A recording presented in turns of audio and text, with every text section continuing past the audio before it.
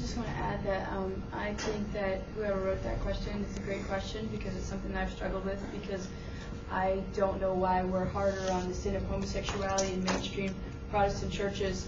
I can't speak to the Jewish, faith, but I've seen that double standard where we will not, other forms of immorality we will not take as seriously, and yet homosexuality in Protestant mainstream churches appears to be the worst sin of all. And I don't think that's God's heart on the matter. I mean, in the book of James in the New Testament, it says clearly that if you offend in one point, you're guilty of all. To me, God's saying sin is sin.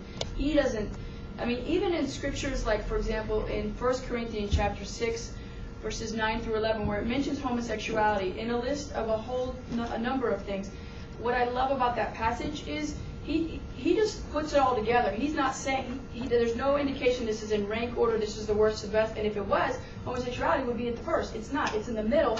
So to me, he's just saying this is all sin, and we could all find ourselves somewhere in that passage, because it has just a whole list of things. I should have, you have the Bible over there, Frank. But anyway, I don't think that's God's heart on the matter, honestly, that homosexuality is the worst sin of all. And I think that there's a number of ills that we struggle with, and ways that we deviate in our sexuality from God's intention and His design.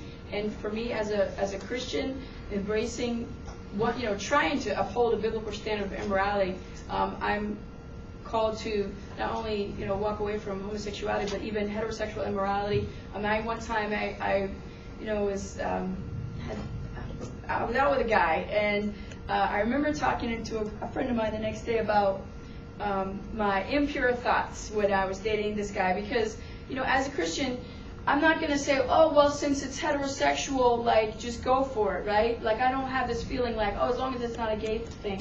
And so my friend that I was talking to about that was like, well, it was progress. She was trying to say that, well, you had your lustful thoughts about the man you were going out on a date with. And so isn't that great? And I'm like, no, I don't look at it like that. And that, to me, that was a double standard, because Jesus talked about when you look on a person, a woman, and you lust after you're committing adultery in your heart. So it's not like he ever said, oh, as long as it's heterosexual, go for it, and you have license. And so I just think, I'm glad you guys brought that up, because I think it's important to recognize that that's not God's heart on the matter. Another response to the actual question is, I think it comes out of fear, and it comes out of, I don't want to use the word bigotry, but I can't think of a better word for it. It is a picking and choosing, and it is a discriminatory process. We look at the reasons for marriage in ancient times, and marriage was primarily for procreation.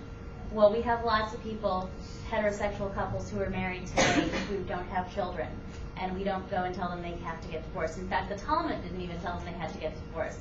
There's a story in the Talmud that a couple was in love, and they were married, and they couldn't have children, and so they got divorced, and the woman married a wicked man, and she turned him to be a good man, but the man married a wicked woman, and she changed him to be a wicked man. And so the moral of the story is that they should have stayed married to each other because they were happy together, and that marriage is not just for the purpose of having children. And of course, there are many gay couples who do have children. There are many single parents who have children. So the idea that procreation is the purpose for marriage is sort of an outdated mode also. And the ancient belief was that there was a limited number of these of sperm that could create life. We know medically now that's not the case. So there are prohibitions against masturbation too. And I teach a 9th grade sex in the text class, and they always, of course, 9th graders always try to embarrass the clergy.